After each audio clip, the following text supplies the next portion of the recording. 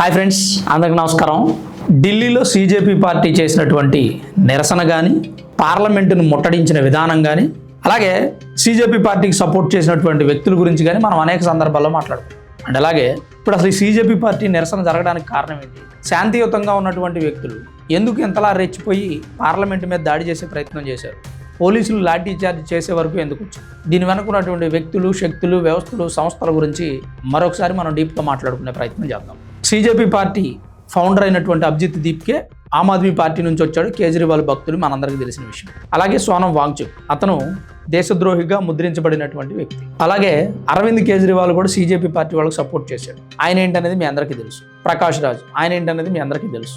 SFI, student federation of India, AISF, all India student federation, AISA, all India student association, ఈ union గ్రూపులన్నీ కూడా సీజేపీకి support చేస్తున్నాయి. ఇవన్నీ కూడా left wing ఐడియాలజీతో start అయినటువంటి యూనియన్లు. సిపిఐ, సిపిఎం పార్టీ వాళ్ళు స్టార్ట్ చేసినటువంటి యూనియన్లు. సిపిఐ, సిపిఎం అంటే లెఫ్ట్ వింగ్ ఐడియాలజీ. సరే, ఇప్పుడు సోషల్ మీడియా ద్వారా ఎవరిని ఏ విధంగా వాడారో ఒకసారి చూద్దాం. ఎస్ఎఫ్ఐని, ఏఐఎస్ఎఫ్ని, ఏఐఎస్ఏని జన సమీకరణ చేయడానికి, అంటే విద్యార్థులందరినీ ఒక చోటకు తీసుకురావడానికి వాడారు. అలాగే నోయిడాలో కార్మిక ఉద్యమం ఒకటి జరిగింది కదా, ఆ కార్మిక ఉద్యమాన్ని ముందు నడిపించినటువంటి వ్యక్తులు కూడా ఈ సీజేపీ ప్రొటెస్ట్లో పాల్గొన్నారు. అంటే ఎస్ఎఫ్ఐ, ఏఐఎస్ఎఫ్, ఏఐఎస్ఏ, నోయిడా కార్మిక ఉద్యమం 4 సంస్థలు అయ్యాయి. అలాగే డీప్ స్టేట్ కుట్ర, చైనా ఇన్వాల్వ్ అయి ఉంది, పాకిస్తాన్కి సంబంధించినటువంటి లింకులు కూడా ఉన్నాయి అని చాలామంది అంటూ ఉన్నారు. అలా అనుకోవడానికి కారణం ఏంటంటే, సోనం వాంగ్చుక్ 2023లో పాకిస్తాన్లో జరిగినటువంటి ఒక పర్యావరణ మీటింగ్కి వెళ్ళాడు. అక్కడి నుంచి ఈయన పర్యావరణవేత్తగా చెప్పుకోబడుతున్నాడు. యూపీఐ గవర్నమెంట్లో మానవ వనరుల శాఖకి సలహాదారుడిగా వ్యవహరించినటువంటి సోనం వాంగ్చుక్ ఇప్పుడెందుకు సడన్గా పర్యావరణవేత్త అనేటువంటి టర్న్ తీసుకున్నారు? అదొక పాయింట్. పాకిస్తాన్ మీటింగ్ వెళ్ళొచ్చిన తర్వాత ఈయన ఇక్కడ పర్యావరణం గురించి మాట్లాడడం మొదలుపెట్టాడు. అలాగే మనం మాట్లాడుకున్నటువంటి ఐస్ స్తూపం ఏదైతే ఉందో దాని ప్లానింగ్ కూడా ఇతనిది కాదు, వేరే వాళ్ళది. అది చూసి కాపీ కొట్టి ఈయన ఇక్కడ స్తూపం చేశాడు అని చెప్పి అనుకుంటూ ఉన్నారు. అండ్ అలాగే ఈయన సైంటిస్ట్ కాదు, కేవలం మెకానికల్ ఇంజనీర్ మాత్రమే. ఇప్పటి వరకు ఎస్ఎఫ్ఐని, ఏఎస్ఎఫ్ని, ఏఎస్ఏని కాంటాక్ట్ చేసిన వీళ్ళు పీడిఎస్యూను కూడా కాంటాక్ట్ చేశారు. అన్ని దేశాల్లో ఉన్నటువంటి విద్యార్థులను, విద్యార్థి నాయకులను, విద్యార్థి సంఘాలను సీజేపీకి సపోర్ట్ చేసేలాగా ఆన్లైన్, ఆఫ్లైన్ ఎలా అయినా సరే అలా సపోర్ట్ చేసేలాగా ప్రేరేపించారు. అయితే ఇప్పుడు నేను చెప్పిన విషయాలన్నీ కూడా నేను రీసెర్చ్ చేసి నా స్టడీలో తెలిసినటువంటి అంశాలు. వీళ్ళు ఇంకా ఆశ్చర్యం కలిగించేటువంటి పనులు కూడా చేశారు. అవేంటంటే, ఇప్పటి వరకు మనం సోషల్ మీడియాలో కొంతమంది వ్యక్తుల వీడియోలు చూస్తే వాళ్ళు ఏ ఫ్యాక్ట్స్ వీడియోస్ మీదో, లేదంటే మరొక టెక్నికల్ సబ్జెక్టో, లేదంటే ఒక స్టడీకి సంబంధించినటువంటి సబ్జెక్టో తీసుకొని వీడియోస్ చేస్తూ ఫేమస్ అయినటువంటి ఇన్ఫ్లుయెన్సర్స్ సడన్గా టర్న్ తీసుకొని సోనం వాంగ్చుక్ గురించి టప్మని ఒక రీల్ పెట్టి వెళ్ళిపోతూ ఉంది. ఎందుకు ఇలా జరుగుతుంది, ఏంటి అసలు వీళ్ళ గురించి మనం ఒకసారి చూద్దామని నేను చెక్ చేస్తే, వాళ్ళు చేసినటువంటి సబ్జెక్ట్కి ఈ సోనం వాంగ్చుక్ నిరసన సబ్జెక్ట్కి అసలు సంబంధమే లేదు. ఎక్కడా కూడా మ్యాచ్ అవ్వదు. మన తెలుగు స్టేట్స్లో తీసుకుంటే మనం ఎగ్జాంపుల్గా మాట్లాడాలంటే క్రాంతి వ్లాగర్, ఆయన ఇంతకుముందు ఫ్యాక్ట్స్ అనేవాడు, లేదా ఏదైనా ఇంపార్టెంట్ క్రైమ్ స్టోరీ ఉంటే దాని మీద చెప్పేవాడు. అతను సడన్గా రాజకీయాల గురించి, సీజేపీ గురించి, ప్రశ్న రావణ్ గురించి, ఇట్లా వీళ్ళ గురించి వీడియోలు చేయడం మొదలుపెట్టాడు. ఇక్కడ మనకు అర్థమైపోతుంది. దాంతోపాటు విష్ అనే ఎక్స్ పేజ్ నుంచి అక్షయ్ అని రెగ్యులర్గా ఒక కుర్రాడు కనపడతా ఉంటాడు, హైదరాబాద్ కుర్రాడు. ఆయన కట్టర్ హిందూ, బీజేపీ గురించి మాట్లాడుతూ ఉంటాడు. జరుగుతున్నటువంటి ప్రొటెస్టుల గురించి వాటి గురించి న్యూట్రల్గా మాట్లాడుతుంటాడు. అతనికి 50,000 రూపాయలు మీకు ఇస్తాం, మీరు సోనం వాంగ్చుక్ని సపోర్ట్ చేస్తూ ఒక వీడియో చేసి మాతో కొలాబరేట్ అవ్వండి అని చెప్పి పంపించారు. ఆ స్క్రీన్ షాట్ కూడా మీరు మన వీడియోలో చూడొచ్చు. అంటే ఇన్ఫ్లుయెన్సర్స్ని కొనేసేటువంటి ప్రయత్నం జరిగింది. గుజరాత్ ఇన్ఫ్లుయెన్సర్ విజయ్ చెప్పేదాన్ని బట్టి చూస్తే దీనిలో చాలా పెద్ద పెద్ద తలకాయలు ఇన్వాల్వ్ అయి ఉన్నాయి. ఈవెన్ బాలీవుడ్ యాక్టర్స్ కూడా ఉన్నారు. వాళ్ళు కూడా ఫండింగ్ చేస్తున్నారు. లెఫ్ట్ వింగ్ ఐడియాలజీ కలిగినటువంటి వ్యక్తులు, సంస్థలు ఫండింగ్ చేస్తూ ఉన్నాయి. విదేశాల నుంచి కూడా ఫండ్స్ వస్తూ ఉన్నాయి. ఇవ్వడం కూడా వీళ్ళంతా డైరెక్ట్గా అకౌంట్లోకో క్యాషో ఇవ్వకుండా క్రిప్టో కరెన్సీలో ఫండ్ ఇస్తూ ఉన్నారు. దీన్నంతా మెయింటైన్ చేస్తోంది బెంగళూరులో ఉన్నటువంటి ఒక పిఆర్ కంపెనీ అని చెప్పి విజయ్ అనే గుజరాత్ ఇన్ఫ్లుయెన్సర్ చెప్తా ఉన్నారు. కొద్ది రోజులుగా మనం చూస్తున్నట్టయితే సోషల్ మీడియాలో చాలామంది సోనం వాంగ్చుక్ సానుభూతి పరులు సడన్గా పుట్టుకొచ్చారు. అదేంటి, వీళ్ళు ఇంతకుముందు సోనం వాంగ్చుక్ గురించి కానీ, కాంగ్రెస్ పార్టీ గురించి కానీ, లేదా సీజేపీ పార్టీ గురించి వీడియోలు చేయలేదు కదా, అసలు వీళ్ళకి రాజకీయాలతో సంబంధం లేదు కదా, ఎక్కడి నుంచి వచ్చారని అనిపిస్తుంది. వాస్తవం ఏంటంటే వీళ్ళందరినీ కొనేశారు. అభయ్ ప్రతాప్ సింగ్, నిధి కొన్వర్, వీళ్ళిద్దరు పోస్టులు మనం చూస్తే అసలు ఏంటి సంబంధం లేకుండా అకస్మాత్తుగా వాంగ్చుక్ గురించి మాట్లాడుతున్నారు అనిపిస్తుంది. మనం వాళ్ళ వీడియో చూడగానే భ్రమపడిపోతాం. నిజంగానే వాంగ్చుక్ దేశం కోసం పోరాడుతున్నాడా ఏంటి, అసలు ఎందుకు ఆయన అలా అయిపోయాడు, నిరాహార దీక్ష చేస్తుంటే ప్రభుత్వం పట్టించుకోలేదు అనిపిస్తుంది. కానీ వాళ్ళ ప్రొఫైల్లోకి వెళ్ళి వాళ్ళ వీడియోలు చెక్ చేస్తే అప్పుడు అర్థం, ఓహో ఇది ఒక అడ్వర్టైజ్మెంట్ లాంటిదే, పేమెంట్ ఇచ్చి చేయిస్తున్నారు అనే విషయం అర్థం అవుతుంది క్లియర్గా. అయితే ఇలా ఇన్ఫ్లుయెన్సర్స్ అందరినీ ఒక తాటి మీదకి తెచ్చి లొంగిపోయిన వాళ్ళకి డబ్బులు ఇచ్చి వీడియోలు చేయించినటువంటి సంస్థ డిజీ విజిల్. ఇలా ఇన్ఫ్లుయెన్సర్స్ అందరినీ ఒక తాటి మీదకి తీసుకొచ్చి పేమెంట్ ఇచ్చి వీడియోలు చేయించినటువంటి వ్యక్తులు ఎవరు, అసలు ఎవరితో వీళ్ళకి సంబంధం ఉంది అని ఒకసారి మనం సెర్చ్ చేస్తే డిజీ విజిల్ అనేటువంటి ఏజెన్సీతో వీళ్ళందరికీ సంబంధాలు ఉన్నాయి. ఈ డిజీ విజిల్ అనే సంస్థని నడిపిస్తుంది వ్యవస్థాపకుడు ఎవరంటే ప్రశాంత్ నాగర్. అతను నేహా నాగర్ అంటే యాంటీ బీజేపీ యాంటీ మోదీ వీడియోలు చేస్తూ ఉంటారు ఆమె. ఈమె భర్త అంటే ఈమె ఇన్ఫ్లుయెన్సరే, ఈమె భర్త ప్రశాంత్ నాగర్. ఆయన ఈ డిజీ విజిల్ సంస్థను నడిపిస్తున్నారు. ఆయనే ఇన్ఫ్లుయెన్సర్స్ అందరికీ టచ్లో ఉంటారు అనేది నడుస్తున్నటువంటి కథ. అయితే ఈ ఇన్ఫ్లుయెన్సర్స్ అందరూ కూడా సడన్గా తమ కంటెంట్ను మార్చి సోనం వాంగ్చుక్ వైపు నడుస్తూ ఉంటారు. వీళ్ళందరినీ మీరు ఒకసారి చెక్ చేసుకోవచ్చు. అయితే Digi Whistle, Monkey Entertainment, Circuit Artist Network, ఈ మూడు కూడా ఇన్ఫ్లుయెన్సర్స్ అందరినీ ఒక తాటి మీదకి తీసుకొచ్చేటువంటి సంస్థలే. Digi whistle నడిపిస్తుందేమో Prashanth Nagar, monkey entertainment ఏమో Viraj Sheth, circuit Artist network ఏమో సిద్దిక్. వీళ్ళందరూ కూడా యాంటీ బీజేపీ యాంటీ మోదీ ఈ వీటితో ముందుకు పోతున్న వ్యక్తులే. డిజీ విజిల్ ఢిల్లీలో ఉంది ఆఫీసు, మాంకీ ఎంటర్టైన్మెంట్ ముంబైలో, సర్క్యూట్ ఆర్టిస్ట్ నెట్వర్క్ ఏమో బెంగళూరులో. ఇందాక PDSU అని చెప్పాను కదా, progressive democratic students union Sansad చలో నిరసనలో వీళ్ళు కూడా భాగమయ్యారు.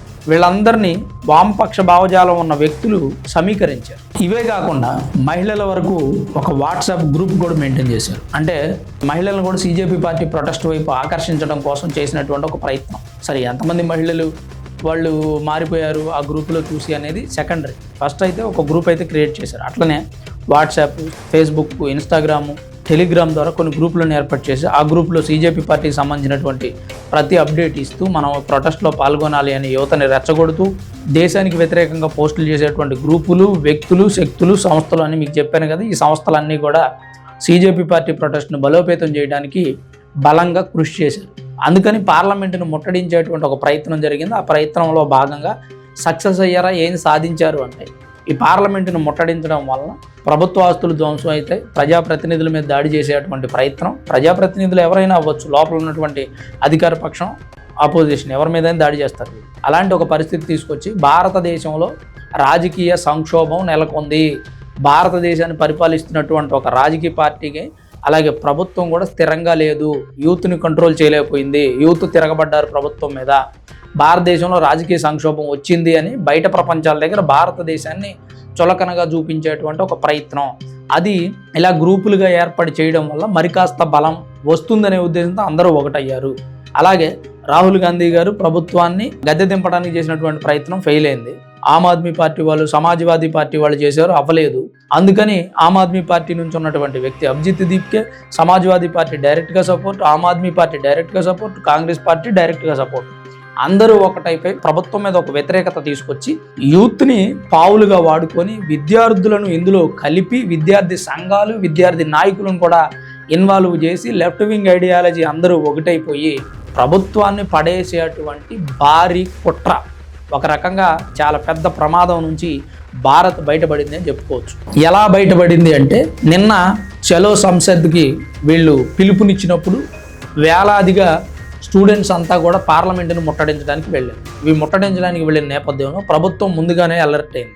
సో ఇక్కడ యువతని రెచ్చగొట్టారు, స్టూడెంట్స్ని రెచ్చగొట్టారు. నరేంద్ర మోదీ గారు కూడా ఈరోజు ప్రెస్ మీట్లో ఒక మాట చెప్పారు, దయచేసి విద్యార్థులను రెచ్చగొట్టద్దు, వాళ్ళని పావులుగా వాడుకోవద్దు అని చెప్తా ఉన్నారు. నీట్ పరీక్ష పేపర్లు లీక్ అయ్యాయి, ఓకే, ఐ అగ్రీ. బట్ ఆయన విద్యాశాఖ మంత్రి రాజీనామా చేయాలన్నారు. రాజీనామా చేస్తే అక్కడితో ఆగుతుందా ఈ సమస్య అంటే అది వేరే విషయం, ఆగదు. ఆయన రాజీనామా చేయాలి అనే మీ డిమాండ్ని నేను కూడా సపోర్ట్ చేస్తాను. విద్యా వ్యవస్థలో మార్పులు తీసుకురావాలి, అది కూడా సపోర్ట్ చేద్దాం. కానీ విద్యార్థులను రెచ్చగొట్టి ఇందులో రాజకీయ పార్టీలు ఇన్వాల్వ్ అయ్యి ప్రభుత్వం మీద వ్యతిరేకత తీసుకొచ్చే ప్రయత్నం జరుగుతుంటే ఎంత కుట్ర ఉంటే దీని వెనక ఈ పని చేస్తారు. అలానే నీట్ రీఎగ్జామ్ జరిగింది, 11 లక్షలకు పైగా ఎలిజిబుల్ అయ్యారు. దాంతోపాటు ఫస్ట్ టర్మ్లో ఫీజు కట్టిన వాళ్ళకి ప్రభుత్వం రిటర్న్ ఇచ్చేసింది. చనిపోయిన వారికి ప్రభుత్వం నష్టపరిహారం ఇవ్వాలి, ₹1 కోటి అంటున్నారు. సరే, ప్రభుత్వం ఆ విషయం మీద పునరాలోచన చేస్తుంది. ఇప్పుడు వీళ్ళ డిమాండ్స్ నెరవేరాయి కాబట్టి ఇక ఈ ప్రొటెస్ట్ని వెనక్కి తీసుకుంటారు. విద్యాశాఖ మంత్రి రాజీనామా చేస్తారా లేదా అని తర్వాత విషయం.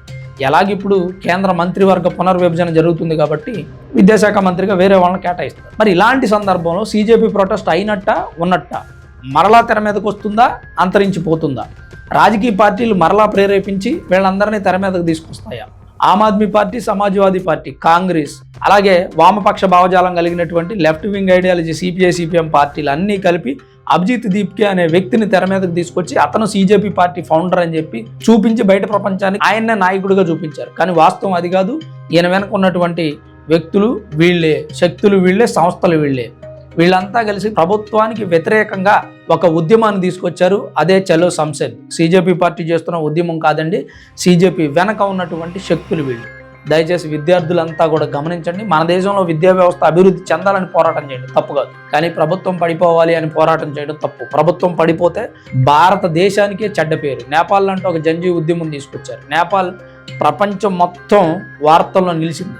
ఎంత అలుసైపోయింది, ఎంత చులకనైపోయింది చూడండి. నిజంగా మనకి ప్రభుత్వం నచ్చకపోతే ఈసారి ఎలక్షన్స్లో దింపేస్తాం. ప్రజలంతా పిచ్చోళ్ళ, ప్రజలకు తెలీదా?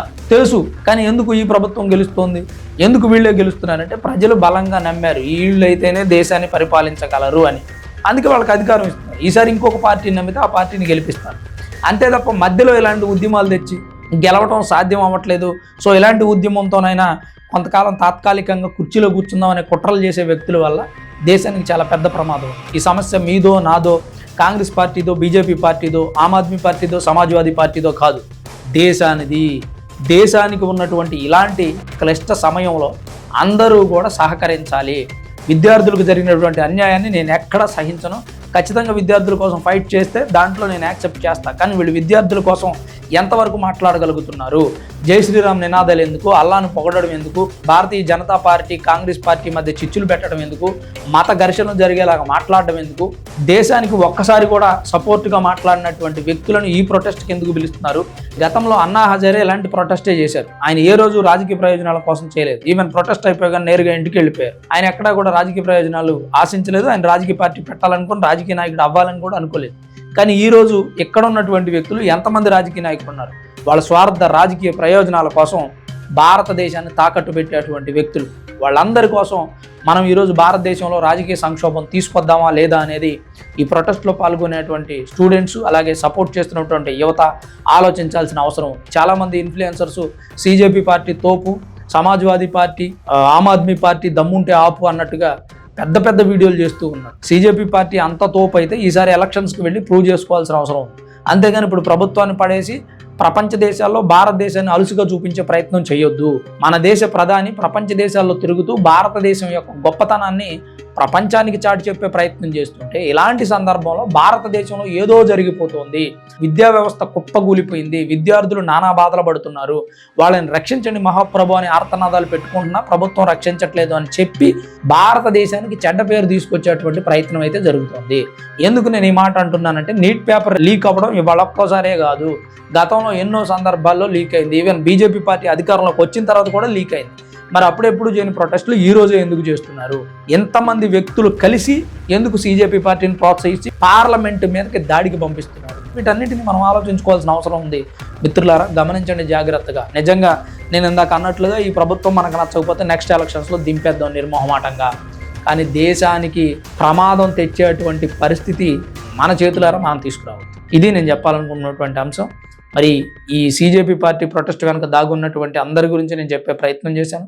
మరి దీని మీద మీ అభిప్రాయం ఏంటి? మీరేమనుకుంటున్నారు? తప్పకుండా కామెంట్ రూపంలో రాయండి. Thanks for watching this video. This is Ram signing off Sunraj studios.